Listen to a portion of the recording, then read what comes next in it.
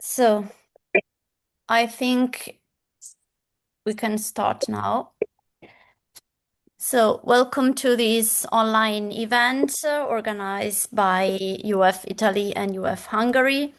This webinar has as a subject the Hungarian elections, that will take place in a few days. And we will discuss this topic to understand how is the situation in Hungary, what are the exit polls, who is the Magyar, so the opponent of Orbán that is in advantage in the exit polls, and which perspectives we have of a change of attitude of Hungary towards the European Union if there is this change in the government. And we have the pleasure to have here, and thank you very much for having accepted our invitation, Eszter Nagy. Eszter Nagy is economist, is a former diplomat, is currently an unaligned member of the local council in the second district of Budapest. She is president of UF Hungary and member of the executive bureau of the UF. And Salvatore Sinagra, who is member of the Scientific Committee of CeSPI, a think tank on foreign policy and international relations based in Sesto San Giovanni. Thank you very much for having accepted our invitation. And if you agree, I will give the floor to Eszter to make a picture of the current situation, to explain the figure of Magyar and the future perspectives. So I'll give you the floor, Eszter. Thank you very much, and we are always happy to have interest in Hungarian politics because I think it's good to discuss about it behind the headlines, because there are quite many headlines nowadays, and it's good to understand better. And I wanted to start to have a very, very brief recap of these past 16 years, because Orbán has been in power since 2010. Okay, he had the first premiership between 98 and 2002, but then he didn't have two-thirds majority. So the current regime is 16 years. And one political scientist divided it into very specific phases. So the first phase was the first 4 years. It was changing the complete political system in Hungary. He introduced a new basic law, a new media law, a new election law, and basically they changed the legal system of Hungary. The second phase from 2014 and 2018, that was the economic positions, taking over all the economic positions and to take over to start to raise the oligarchs. Then he also started the cultural taking over of the Hungarian public life. That was the expelling of the CEU from Budapest. That was the changing of the situation of the universities into public trust foundations. This is the reason why eventually Hungarian universities cannot participate in the Erasmus program any longer. So basically they created regime films. Or independent filmmakers didn't get any money. So that was the cultural takeover. And in the last 4 years, it was Orbán's global presence. As you can see, he interfered with, he supported openly Trump. He is getting really close to Putin, and he's meeting Xi Jinping. So he tries to become a global figure. But it's interesting to see that all his friends are illiberal or authoritarian leaders in the global scene. And so what happened? Why we have this chance finally after 16 years? Because the former opposition parties were really lost their credibility because they couldn't win. Like 4 times in a row, they lost the elections. And the last time in 22, they tried to unite but the small parties of the opposition, because Orbán always wanted to divide and rule. So to say that he has a so-called central cooperation or something. So he has a big, vast majority, and the opposition is very fragmented. So this was his tactics.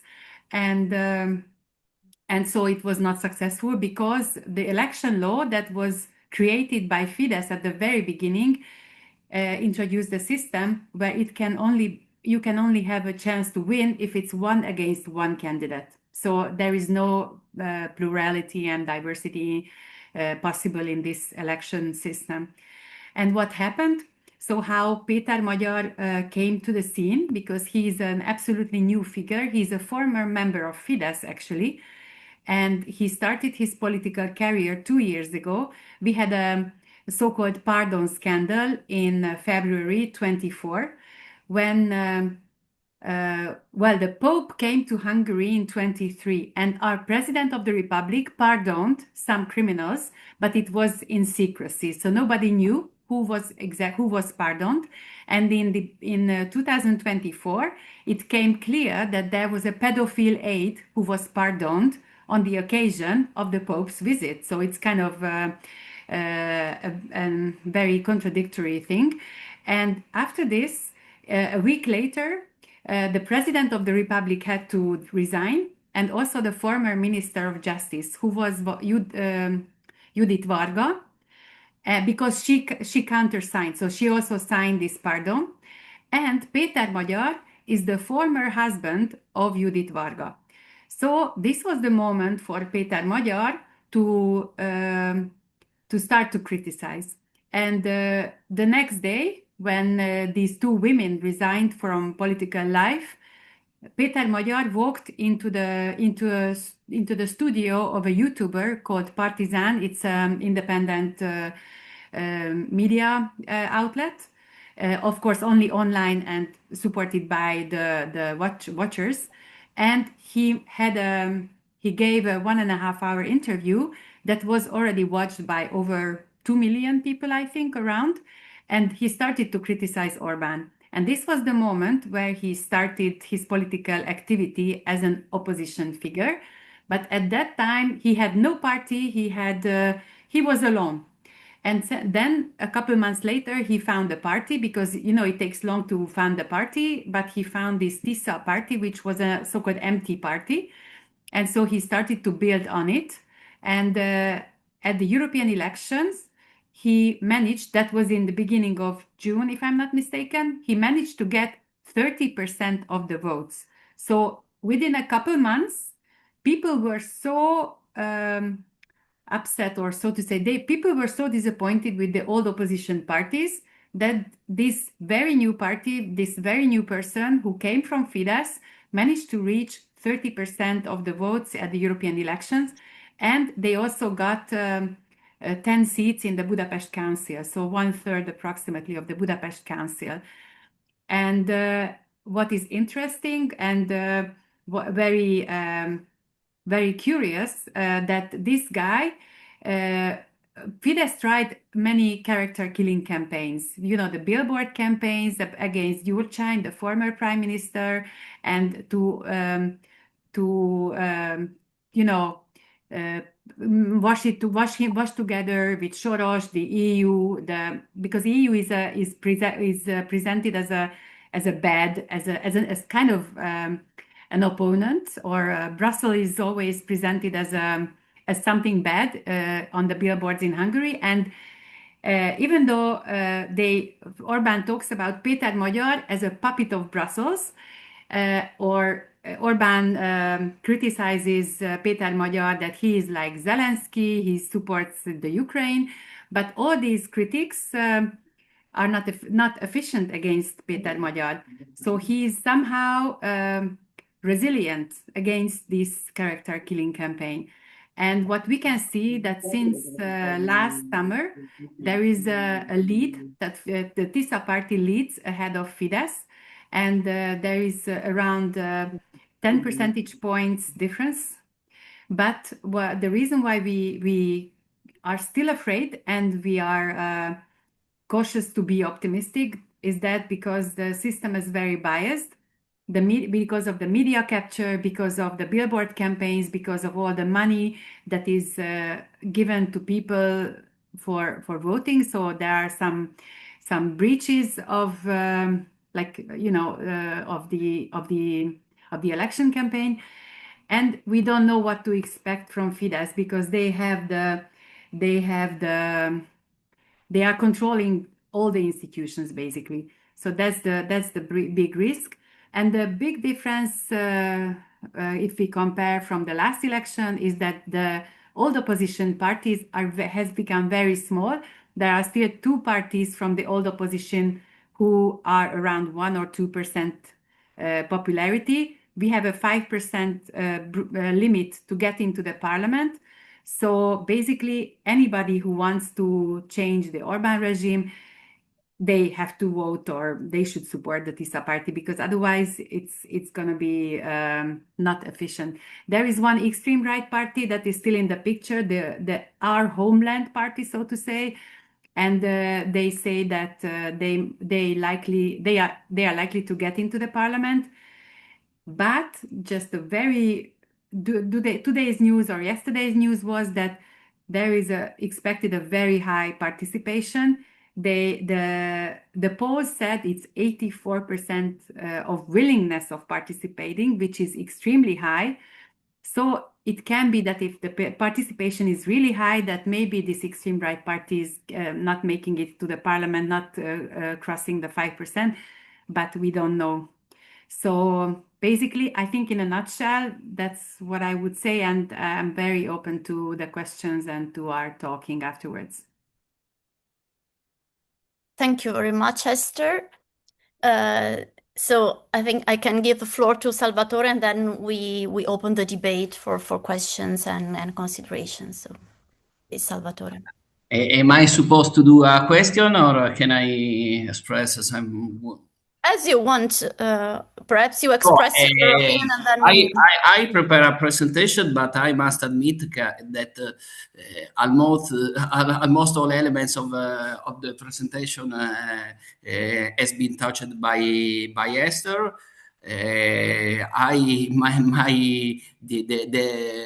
The description of the history and of the current context is very complete in my opinion.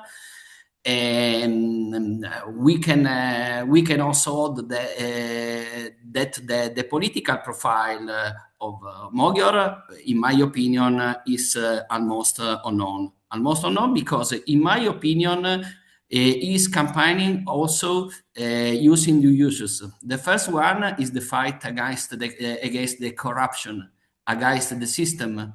The Orbán in the registration that Eszter mentioned and that I heard presented a sort of program. I heard this registration on YouTube, and I must admit that I cannot understand Hungarian, and I must trust only on the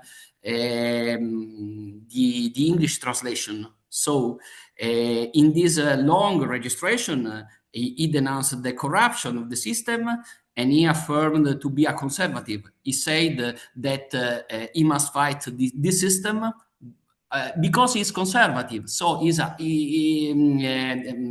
my opinion, Magyar critic is a critic from not from left side or from a liberal side, but from a conservative side. So the competition is between the two conservative party. And the use of the electoral campaign, in my opinion, are the corruption. In the perspective of Magyar is emphasizing just two uses. The first one is the corruption of the system, and the second one is the fact that Orbán at this moment is the best ally to Putin. In my opinion, the second issue is not enough to define an international profile of a future Magyar government. And I hope that there will be a Magyar government. But the profile is unknown at this moment. On the other hand, also the campaign of Orbán, in my opinion, is limited to very few issues. He is attacking Magyar, affirming that Magyar want to put Hungary into a war, and this is fake, and this is false.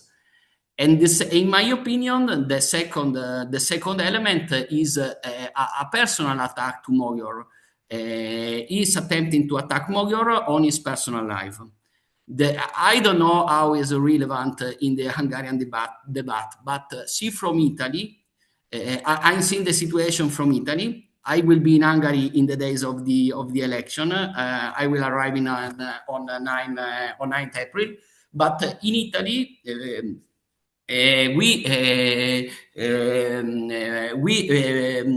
have a very incisive message.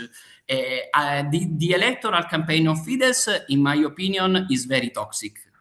Because of the artificial intelligence. No, in my opinion, artificial intelligence is just an accelerator, because this campaign is in line with the previous previous electoral campaign of Fidesz.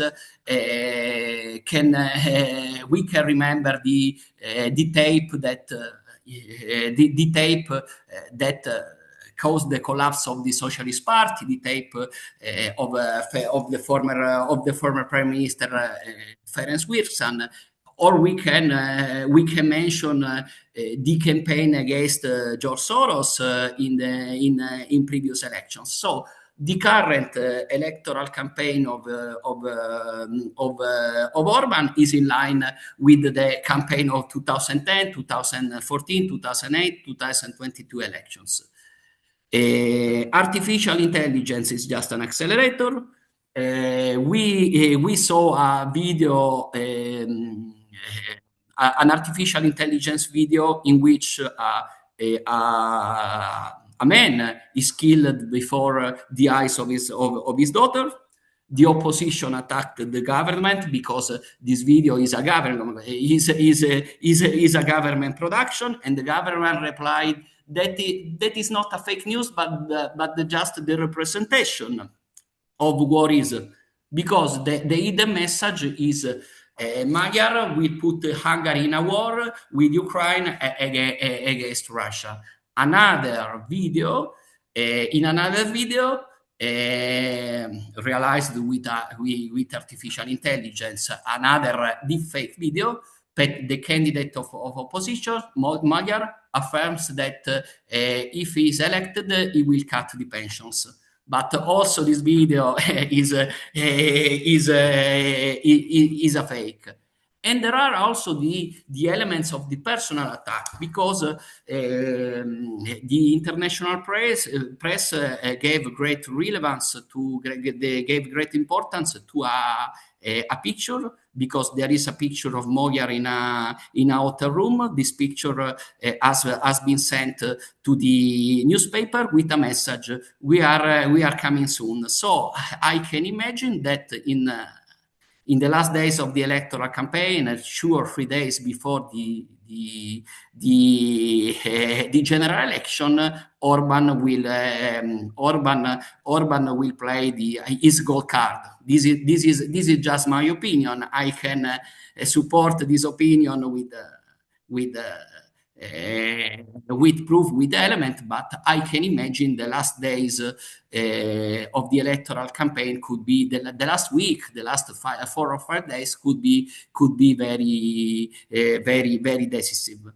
In my opinion, and I think this is also the opinion of Eszter, this electoral campaign is very different. First of all, we don't have a competition between a party and a coalition as in 2022 elections, but we have a competition between 2 parties. And the literature affirms that Hungarians in election, at least from 1994, preferred always a single party.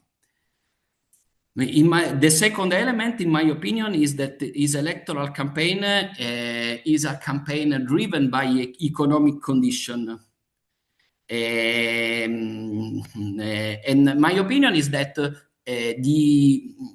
Hungary is a system based on low salary. Is a sort of is a very competitive system, but based on low salaries. There is a problem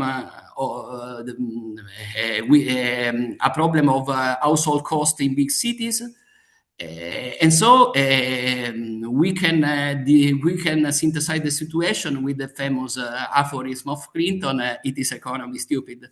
And this is a theme of this campaign.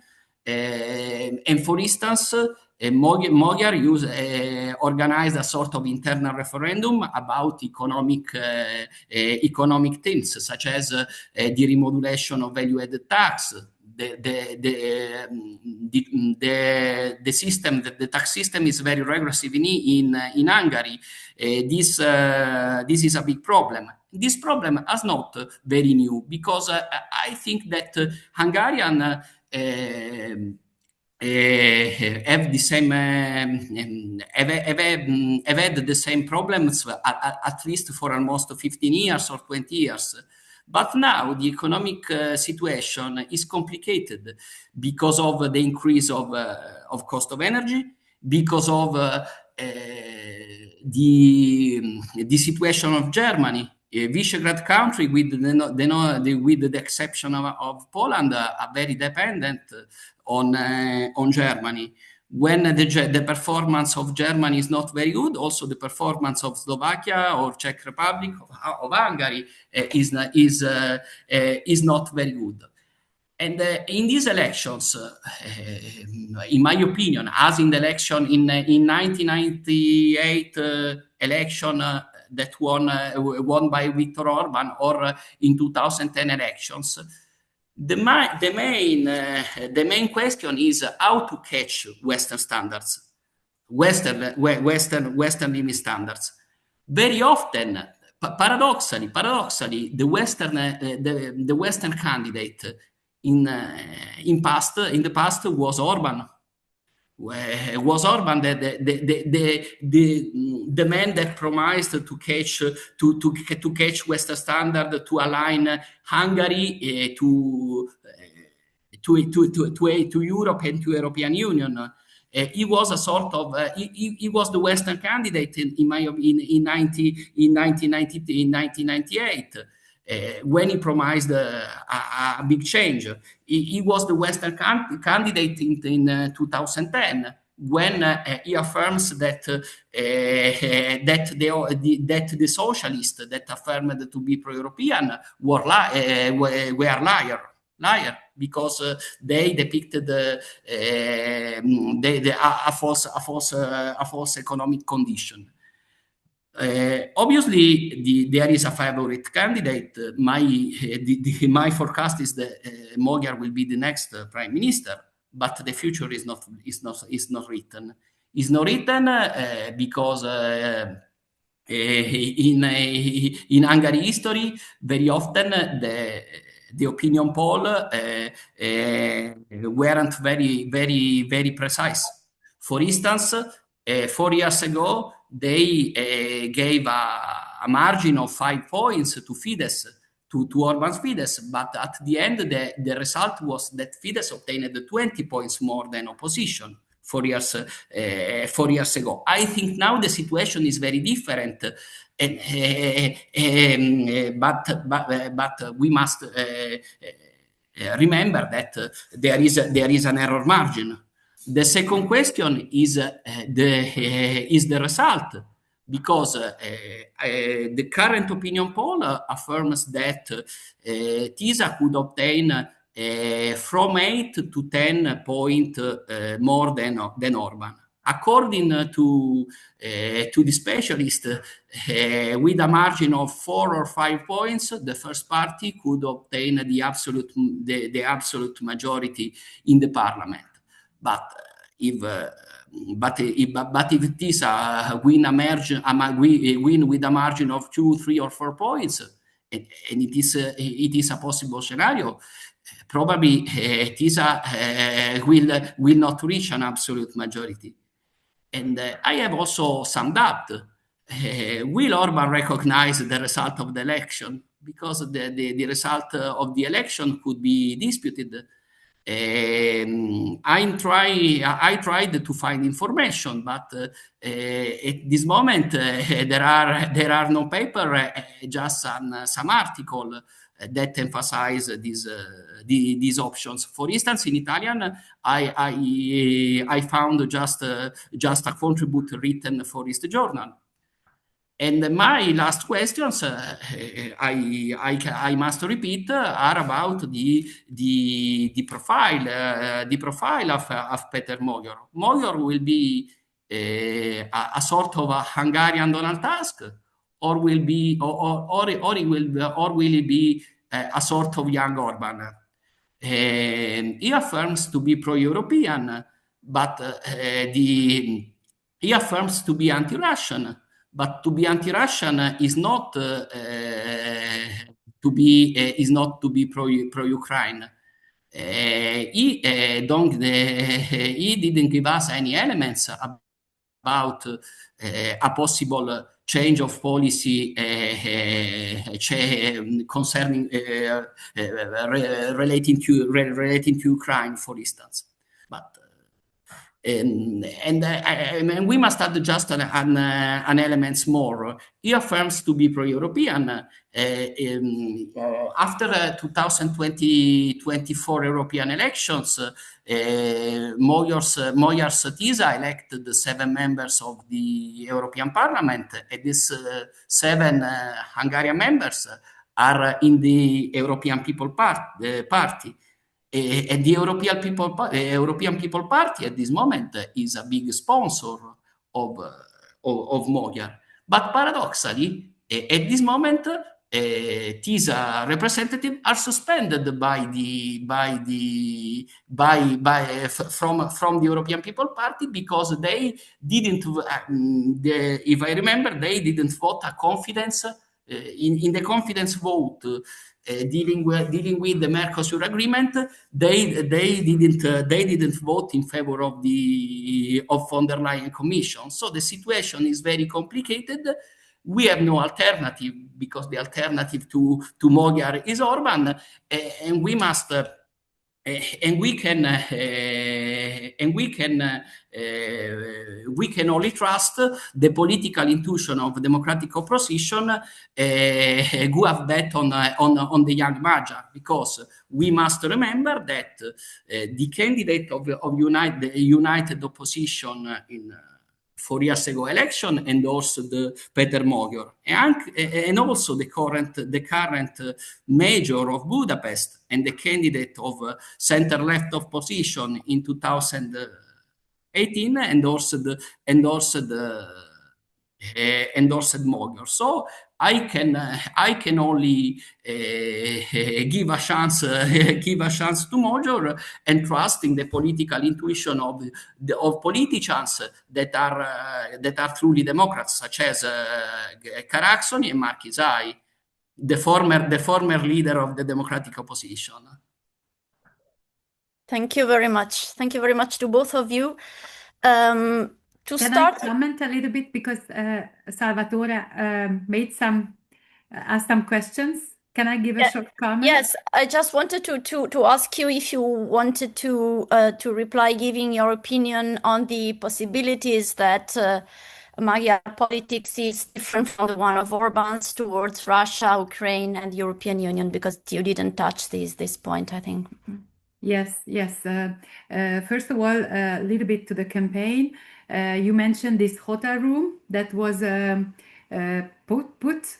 There was no video ever since, and many say that maybe there is not even a video, because most times, or in many cases, it's good to hint something, but not to give the video. And also, this woman, this former girlfriend who became the informant of Fidesz, this Evelyn Fogel, with whom he was supposed to have sex in this room, I think it would be also bad for this woman. So I don't think there will be a video. I'm quite sure they will never show the video. And also, if they showed something 2 or 3 days before the election, I don't know to what extent it would have an impact.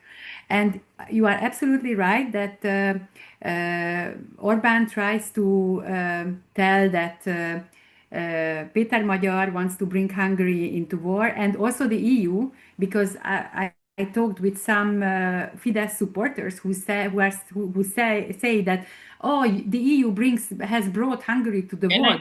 Sorry, can I share my desktop? Can I wait Yes, for a sure, moment? you can. Or for me, you can. No. I just wanted to say that now, because of Trump attacked Iran, and the Speaker of the government made a very awkward comment, because he was asked whether the government would consider sending Hungarian soldiers to Iran. Yes, exactly. This is one billboard. Yes, this is the national. Can you see my presentation? Yes, I see your presentation. You This can is go the on. national. The image will support you.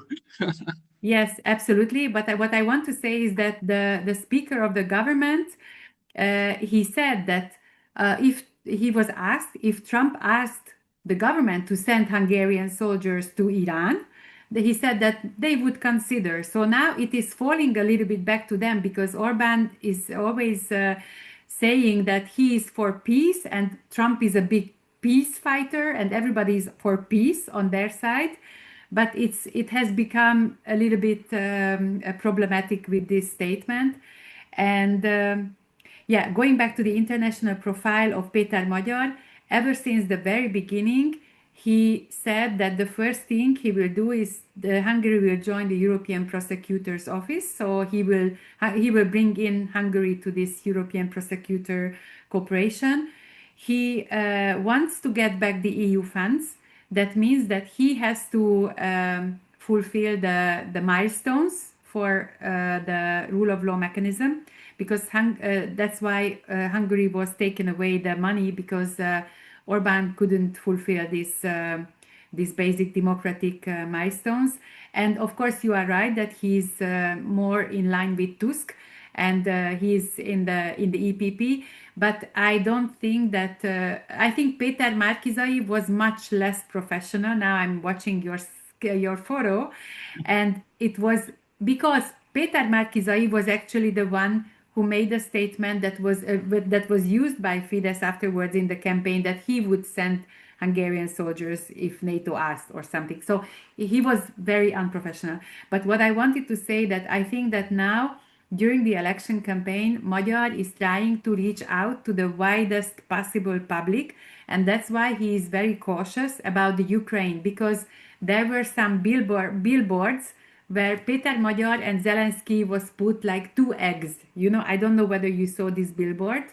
So they always try to wash together Péter Magyar with Zelensky, and there was even a provocation at the TISA March, last 15th of March, we had a national holiday, and there was a big march of TISA, and there were some Fidesz activists who brought a Ukrainian flag to the TISA march, and they opened up the flag, they took some photos just to provoke and just to wash together the TISA movement with Ukraine, because now this is Orbán's main campaign topic, to escalate the situation with Ukraine. There is this pipeline discussion. The Hungarian state took away some money that the Ukraine was transporting to Hungary absolutely legally, with all papers, with all necessary papers.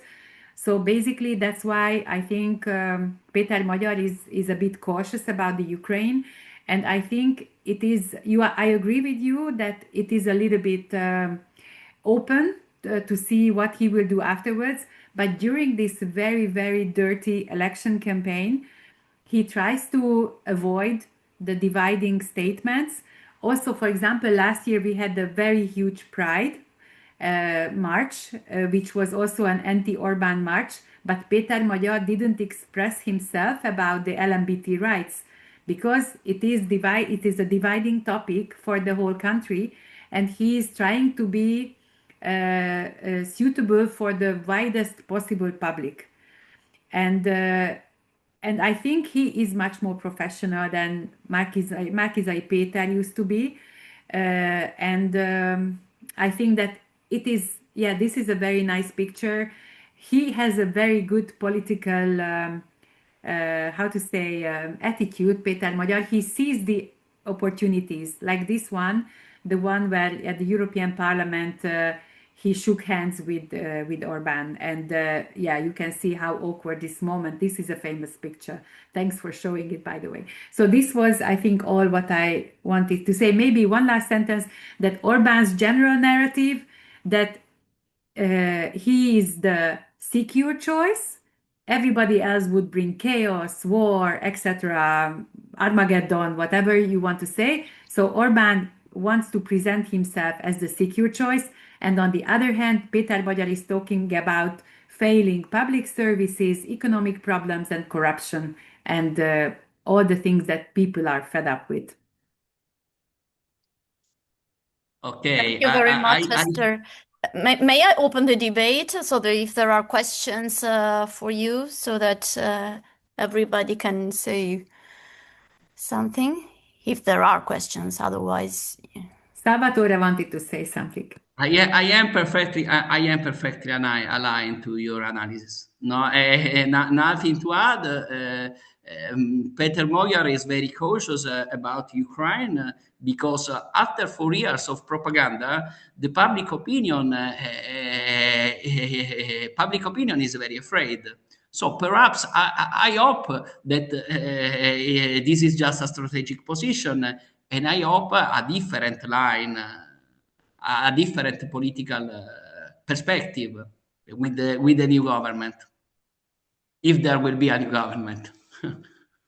I have Stefano Rossi that wanted to say something. Thank you, Giulia, and thank you and Luisa for organizing this very interesting meeting, and also to Eszter and Salvatore for their introduction. I just wanted to, I know very few stuff about Hungarian politics, so thank you very much for for this information. What puzzles me is that but from an external point of view, thinking about a country who is very low affected, I believe, from irregular immigration, for example, and who has benefited very much in the last decade from the EU funds, like Poland or other member states. So why Brussels is seen is this in this very bad way, by the society? Because I think that now we are seeing two conservatives fighting each other, if I well understood your introduction. So I'm just asking myself, how comes the conservatives has so much success in this kind of political situation? And another question is that, for example, in Italy, we see very much that there is a political divide between the big cities and the countryside. I guess that more or less is the same for Hungary, because I know that, for example, Budapest is a very progressive city. So I was interested in if you can elaborate a bit on that, and if we are seeing all over Europe a political divide between cities and the countryside. That was my question. Thank you again. Thank you, Stefano. If you agree, I collect some questions and then you can answer. So I have Giovanni now. Here I am. Hello? Yeah. Yeah. Okay, thanks a lot. Thanks also from my side to the speakers for a very good and deep introduction, especially by Eszter. I didn't know much of the things and specific things of the Hungarian situation and how it developed in such a negative way over the last 15 years. I just have a curiosity, which is whether all these horrible things which were set up by Orbán in these years were in any way were changes to the constitution of Hungary, or just a simple law carried on by absolute majority of in the parliament, which is a very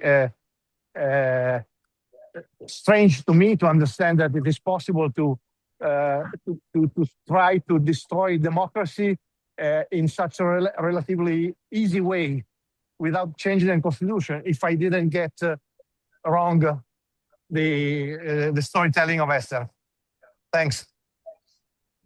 So Raffaele, and then I give you the floor to get some answer, okay? Right. Can you hear me? Yeah. Again? Yeah. Very interesting debate. The question is basically for Eszter, I think, and it's related to the scandal of the Hungarian minister leaking information to the Russian, to Lavrov. On this issue, I have two questions. First of all, I'd like to know what is the Peter Magyar position on this issue, if he has one.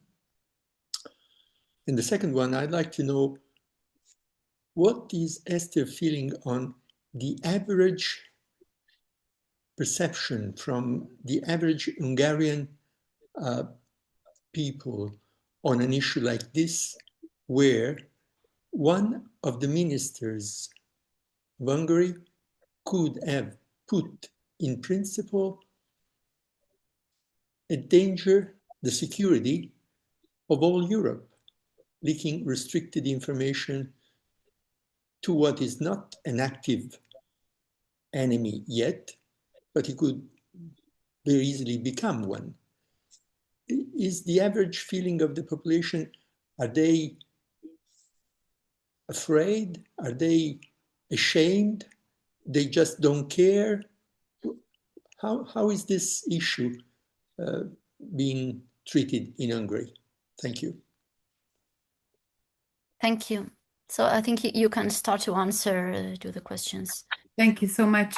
Thank you, Raffaele, for this question, because actually it's very interesting that I cannot talk about an average feeling of Hungarians, because the Hungarian society is so divided that one half thinks that Putin is a good guy, but the other half is absolutely ashamed. You know, like it's and these two halves don't have. I mean, if you make the average, it's an empty average. You know, this is the problem. And actually, Péter Magyar has a position on this.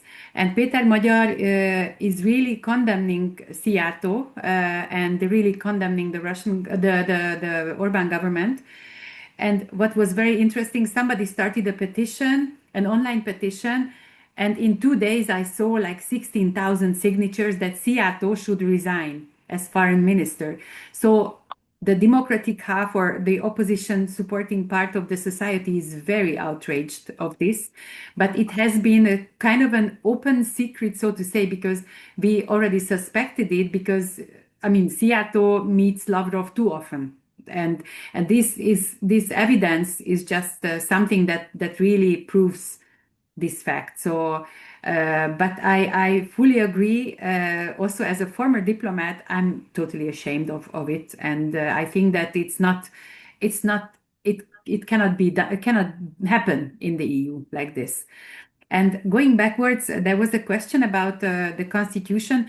Orbán has always had the constitutional majority. That's why they could completely change the legal system, starting as a first thing in 2010. They started with the constitution, but they renamed it. It has become the basic law. And what is curious, that even their own basic law that was not consulted with any other party or any other organization, even this constitution, they changed already over 16, 18 times. So whenever there was a problem that one law was not conform to the constitution, they didn't change the law, but they changed the constitution.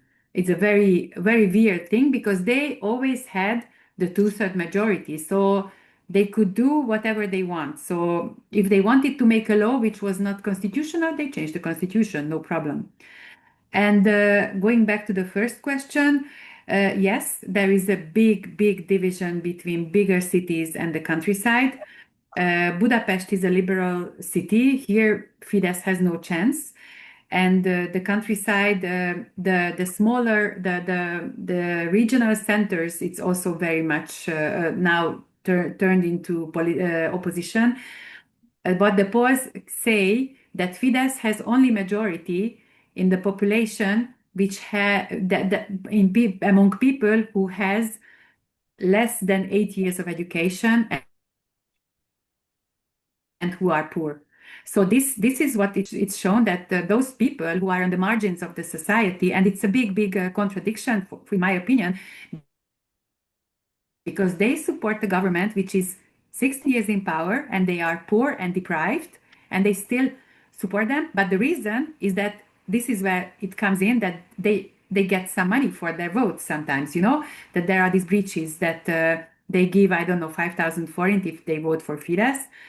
And there is there was for me a surprising element that they developed an app for mobile phone that you can take a photo with an X put to the Fidesz circle, and you can send this photo to someone, and then you can make the X somewhere else.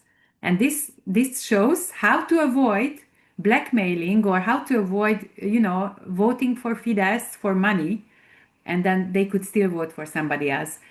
And the last one, yes, how can Brussels become the enemy if Orbán got so much money and so much support? Actually, Orbán got at the beginning also a scholarship from George Soros, and it didn't stop him to put George Soros on the billboards and to blame and shame him. But the thing is that Brussels is an easy enemy, so to say. It is an outside enemy. And if you are in power on a longer run, this populist narrative is you need an enemy. It's as simple as that. And Brussels is a good enemy because they don't give a harsh answer, and they are trying to negotiate. And they are not how to say, they are unknown for the general public. And what we can also see in Hungary, that you cannot find any real information about the EU. In the public TV, it's only always blaming the EU for things that don't go right. The EU is everywhere in the EU. I think is also a usual scapegoat, so to say, because if something goes wrong, it's not your fault; it's the EU's fault. And as simple as that. I don't know how it is in Italy, but Orbán is even comparing Brussels with Moscow.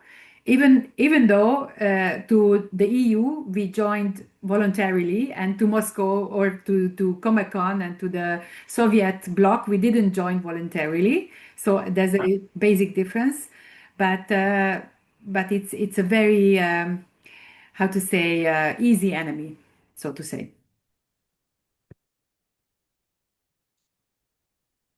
Salvatore, you want to I can confirm the perspective of Eszter, and I want to add some details, because let me check the question. The question can be referred to two big subjects. The first one is constitution, rule of law, auxiliar, and the second.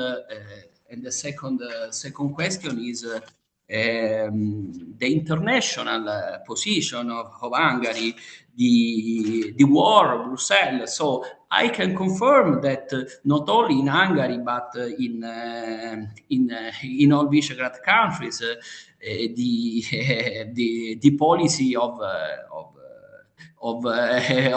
foreign enemy is very positive for political parties. So there are a lot of political parties that are anti-European. So the war, the invasion of Ukraine of 4 years ago was a very important event, because now it is very hard to be both to be at the same time anti-EU and anti-Moscow. But the situation is, my opinion, is very complicated. I think that in 2004 there was the enlargement, and the enlargement was supported by the large majority of population everywhere with referendum, because Hungary, Czech Republic, Slovakia, Baltic countries joined the euro. Also a referendum voted with a support of 80% or 19%. But to be in Europe don't seem to be perfectly aligned to Brussels. In my opinion, the vote of 2004, of the referendum of 2003 and 2004, because very often the referendum to join the EU was the year before joining the EU. In this referendum, the choice was to cut the relation with Moscow. Moscow is the past, and now we are in Europe. But to come back in Europe is not to accept everything from Brussels. And this is just my opinion. And the situation is very complicated with the war, because in a Western perspective, the driver there is only a driver in. Only a factor in election in Central and Eastern Europe. The war, Russia, European Union, Ukraine. No, very often the main subject of election is economic condition. For instance, the pro-Ukraine government in Czech Republic lost last general elections, but the vote of Czech last year, so 2 years ago, wasn't a vote. Last year's vote of Czech wasn't a vote in favor of Moscow. Was a vote driven by economic condition. They are Czech, and I think also Hungarian, Poles are afraid of Moscow, but are afraid or also of the increase in the cost of energy, for instance. An anti-EU leader such as Fico in Slovakia didn't win the general elections 2 years ago, promising to put Slovakia in the Russian courtyard. He won the general election, promising to be neutral and to contain the increase in the price of energy, the price of fuel. This is just my opinion. So, in my opinion, the situation is not linear. And not any vote against a pro-Ukraine government is a vote for Putin. I don't think in Hungary there is a majority that want to put Hungary in the courtyard of Russia. This is just my opinion. On the other hand, we are going to vote in a very particular situation, because for 4 years Orbán government organized a propaganda against Ukraine. For 4 years, they have been saying to electors that Ukraine is a danger because Zelensky want to bring Hungary in a war, a danger because the cost of energy is very high. And I think there is a divide between country, between the big city and the rest of countries. This divide was typical of elections in Central and Eastern Europe, and now in the last 10 years is typical also in former Western Europe. The vote for Brexit, for instance.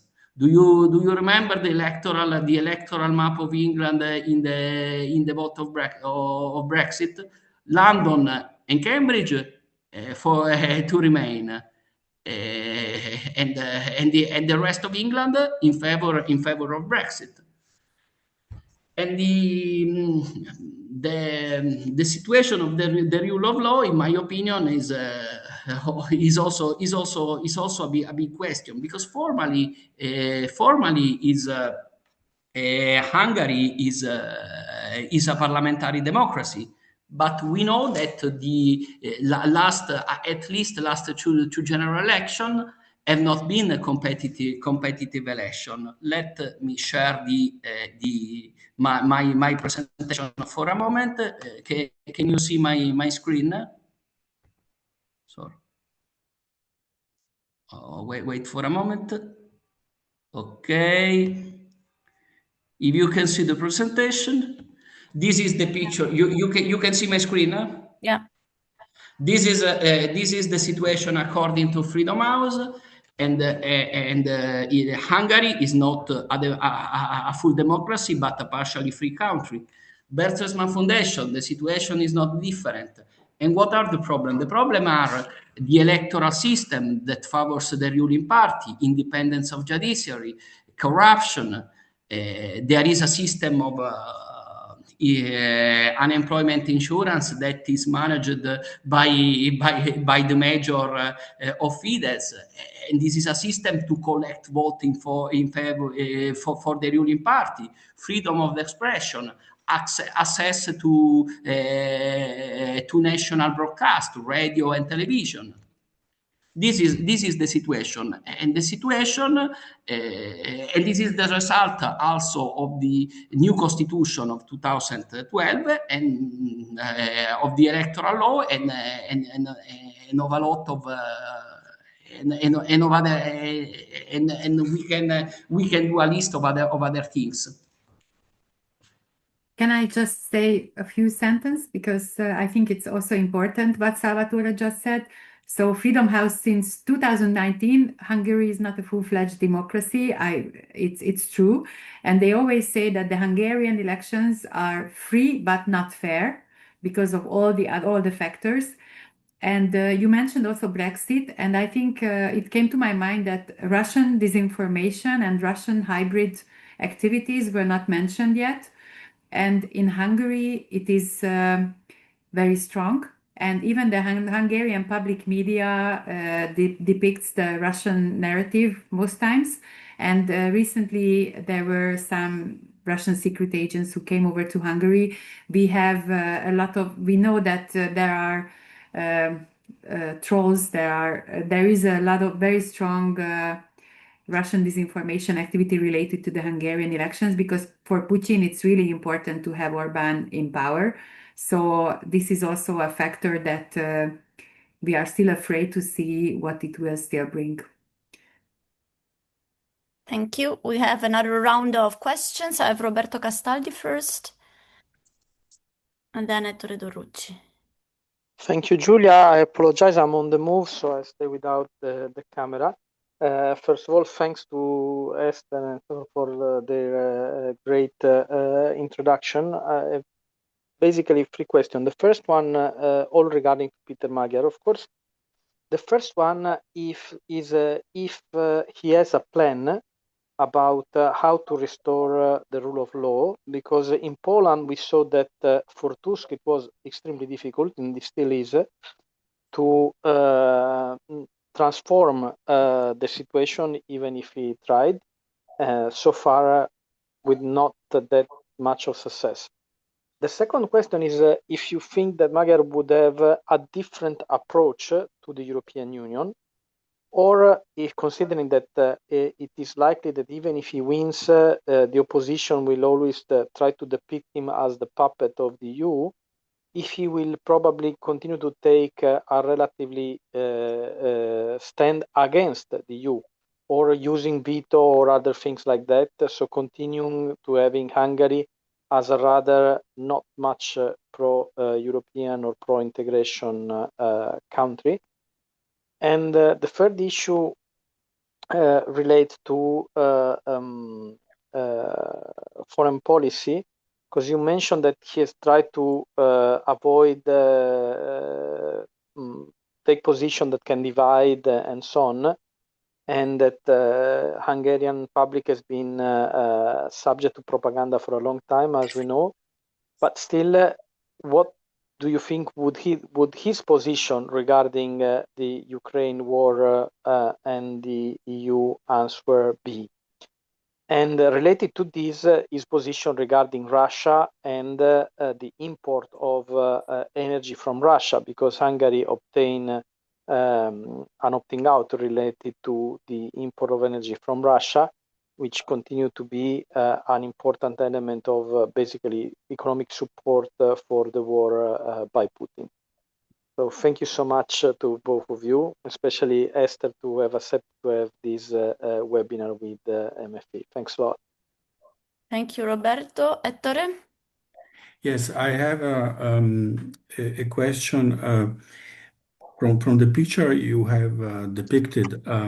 It seems to me that Magyar would win the elections if it wasn't for all these violations of democracy which have occurred over time and are still going on in these days.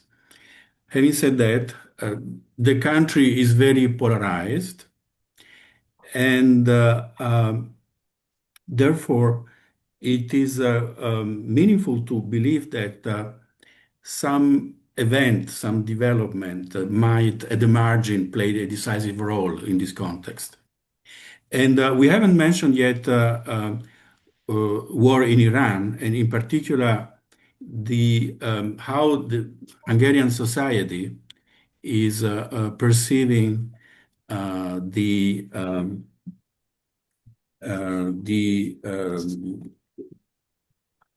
very close link between Orbán and Donald Trump.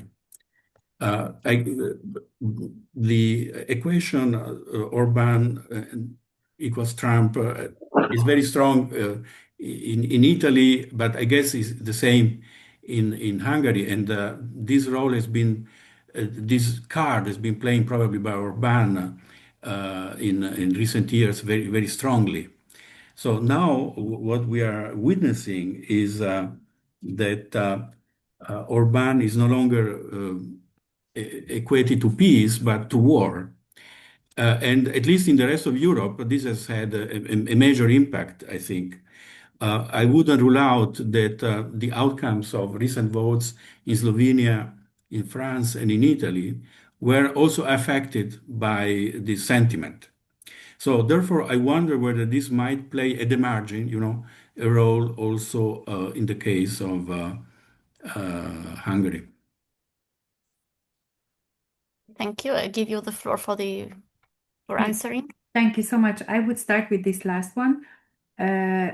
Yes, Hungary is a very polarized country, and the problem is media capture, that people get the information about the war in Iran through the lens of government propaganda. And Trump is Orbán's big hero.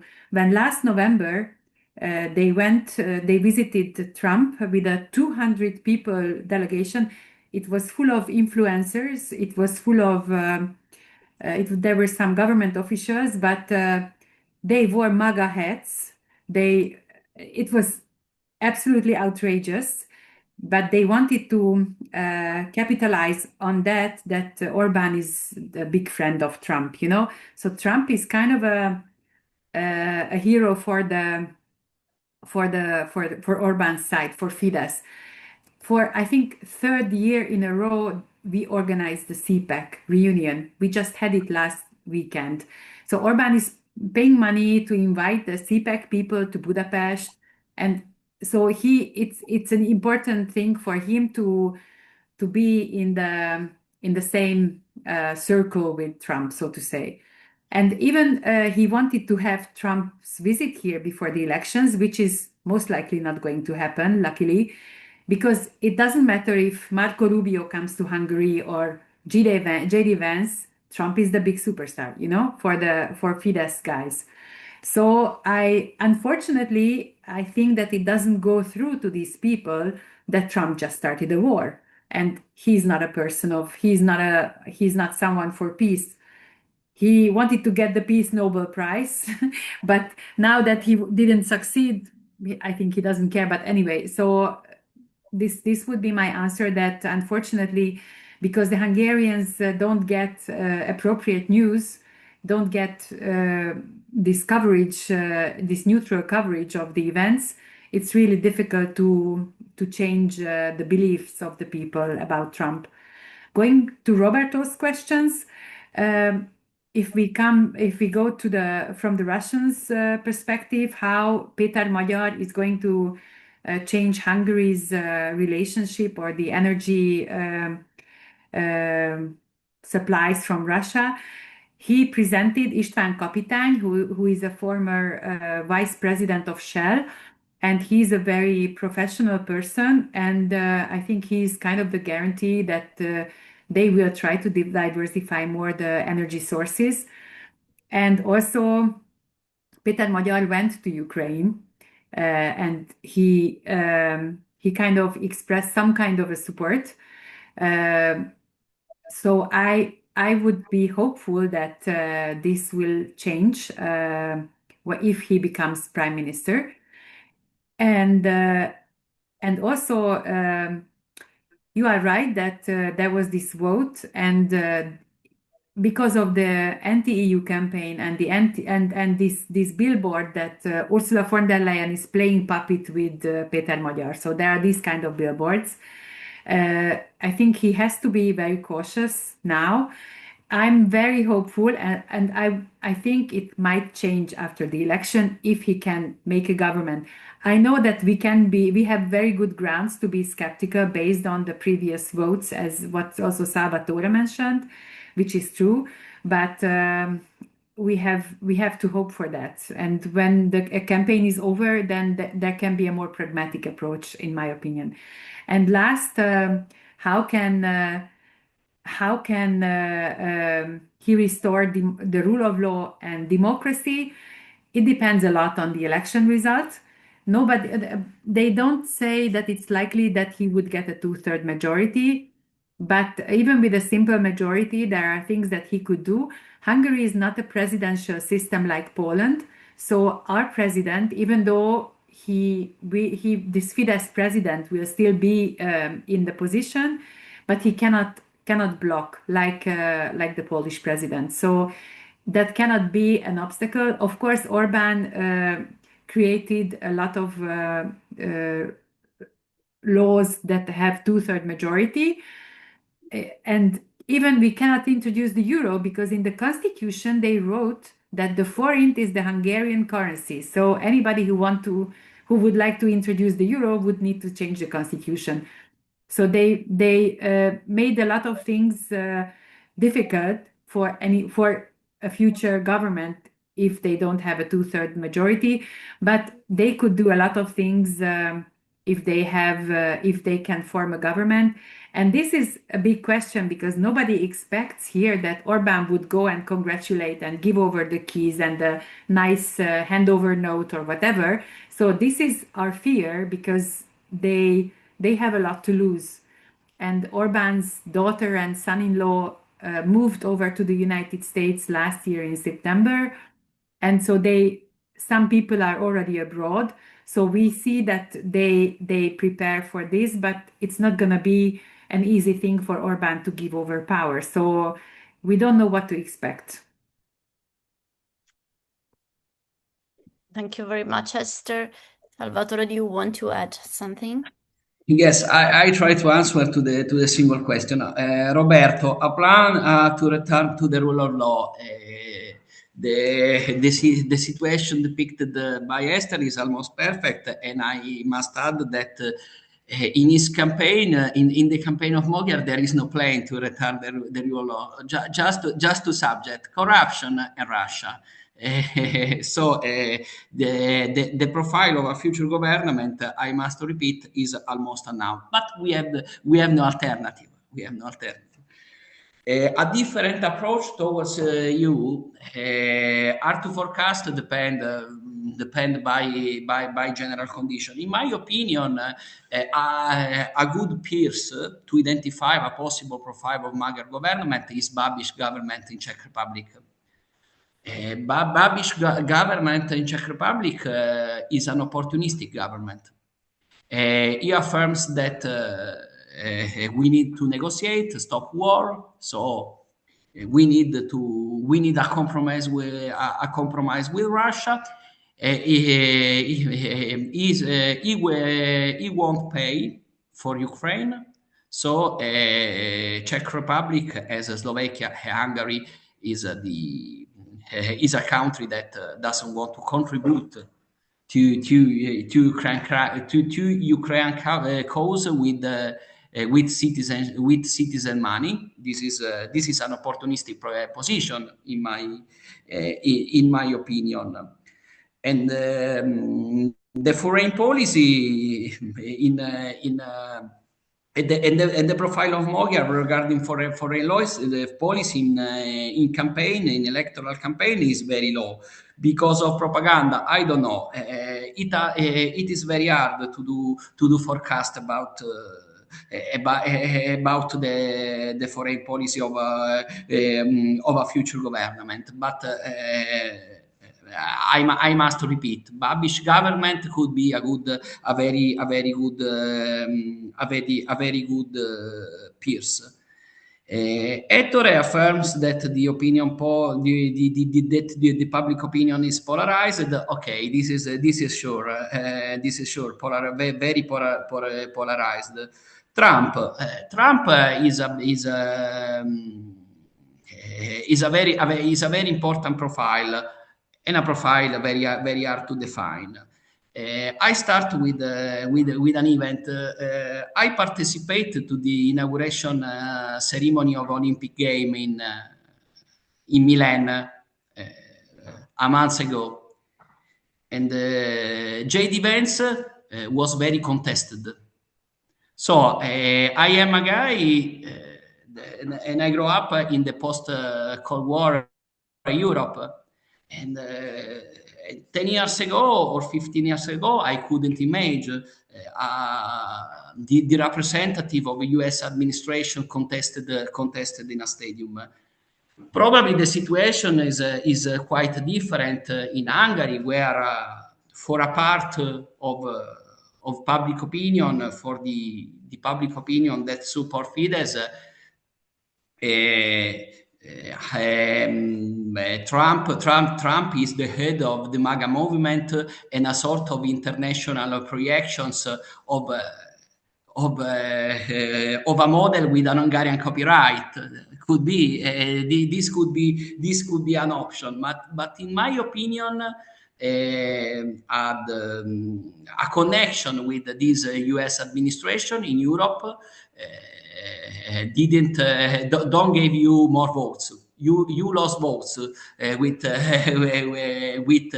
this connection, and the Italian prime minister perhaps is starting to understand that the situation is this. Ettore mentioned the Slovenia election. I'm covering also the Slovenian election. I'm writing too much about Hungary, and I hope to succeed in writing a short piece about Slovenia. But the election in Slovenia, the journalist covered and described the election in Slovenia during the electoral campaign and after the vote as the electoral system is a majoritarian system. But in Slovenia there is a proportional system. There is a pro-European party that was the most voted party with a very narrow margin, and actually the pro-European party lost. That is the ruling party. That is the party of Golob, lost the majority because the party of Golob and his two left-wing allies that had the majority lost the majority, and now they are 40 seats in the parliament. They need 46 seats to govern, and the situation is very complicated. But in my opinion, the friendship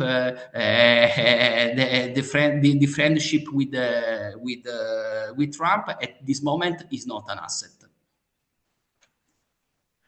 If I just can add one sentence, because Péter Magyar had a speech on the 15th of March, and his first remark was that the EU and NATO membership of Hungary is the cornerstone. So I think he highlighted it, and I wouldn't agree that much with this comparison with Babiš, but of course we have to wait and see what happens after the election if he can form a government. But also this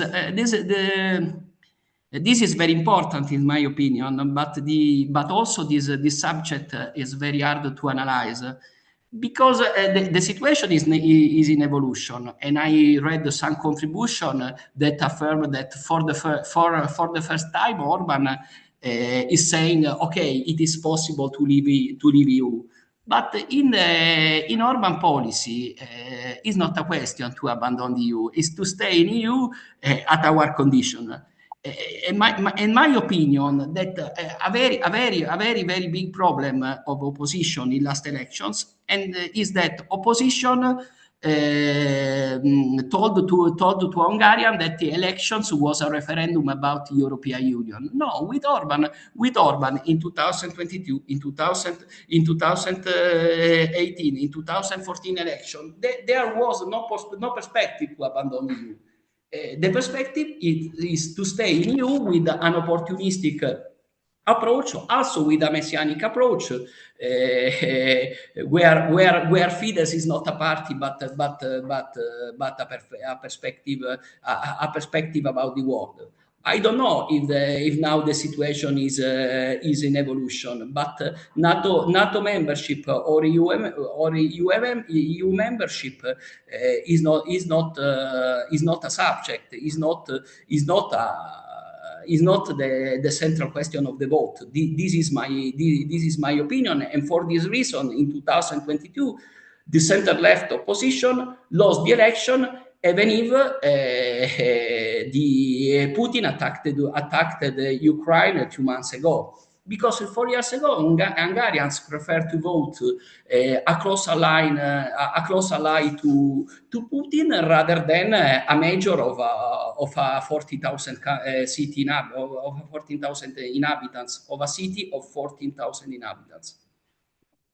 I think that in 22 the question was already war and peace, because this is what Orbán managed to put into the narrative, that he is for peace and the opposition is for war. And it is the same now, that he thinks that he can bring stability and he is the secure choice, and all the others would bring war and peace. So this remains. But I think that this vote, what we are having now on the 12th of April, is going to be about Hungary's place in the EU as well. And this is what I feel, and I think that most opposition-minded people feel that this is going to be an important vote from this perspective as well. Could be the membership of the EU could be a sort of trump card of golden card for Orbán, because Orbán is going to lose the election, so could surprise the public opinion with a strong position about the EU. It could be. I don't agree, but it's okay. If there aren't any questions more, I just can say thank you very much to both of you, because I think now we have a clearer picture of what is happening in Hungary and what are the perspectives. And I hope that the more optimistic vision of Eszter will be confirmed by the facts, and that if Magyar wins the elections, we will have another attitude of Hungary towards European Union. But let's see what happens. At any rate, thank you very much for your contributions. Thank you. And for those who participated in the debate. Thank you. Thank you for your great questions. You had great questions. Absolutely. Thank you so much. So, Good night thank you to everybody. to you. And have a good evening. Bye-bye. Bye-bye. Thank you, Eszter. Bye-bye. Bye. Bye-bye.